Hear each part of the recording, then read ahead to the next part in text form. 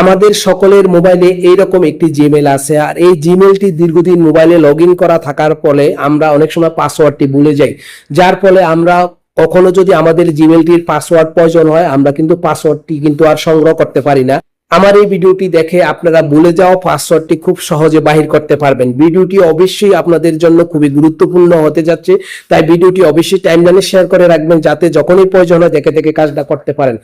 আর এই ধরনের tag related video দেখতে অবশ্যই আমার পেজটিকে ফলো দিয়ে রাখতে পারেন। ফার্স্ট অফ অল আমি কি করব, আমি মোবাইলের হোম পেজটিতে চলে যাব।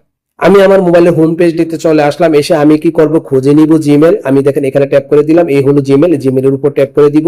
জিমেলের উপর ট্যাপ করে দেওয়ার পরে ডান পাশে প্রোফাইলের উপর ট্যাপ করে দিব। প্রোফাইলের উপর ট্যাপ করে দেওয়ার পরে এরকম একটি ইন্টারফেস ওপেন হলো। ওপেন হওয়ার পরে ম্যানেজ ইউর গুগল অ্যাকাউন্ট, এখানে আমি ট্যাপ করে দিব। এখানে ট্যাপ করে দেওয়ার পরে নতুন আরেকটি ইন্টারফেস ওপেন হলো। ওপেন হওয়ার পরে আপনারা এখানে পেয়ে যাবেন পাসওয়ার্ড ম্যানেজার। দেখেন এখানে পাসওয়ার্ড ম্যানেজার দেখাচ্ছে, আমি এই পাসওয়ার্ড ম্যানেজারের উপর ট্যাপ করে দিচ্ছি।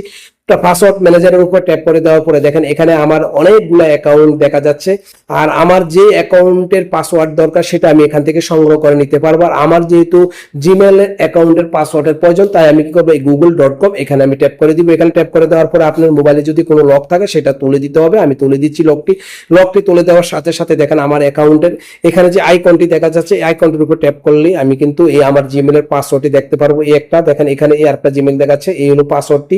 আমি আইকনটির উপর ট্যাপ দিলেই কিন্তু আমি জিমেলের পাসওয়ার্ডটি দেখতে পারবো। যতটা জিমেল আছে সবগুলা জিমেলের পাসওয়ার্ড কিন্তু আমরা এই আইকনটিতে ট্যাপ করে বাহির করতে পারবো।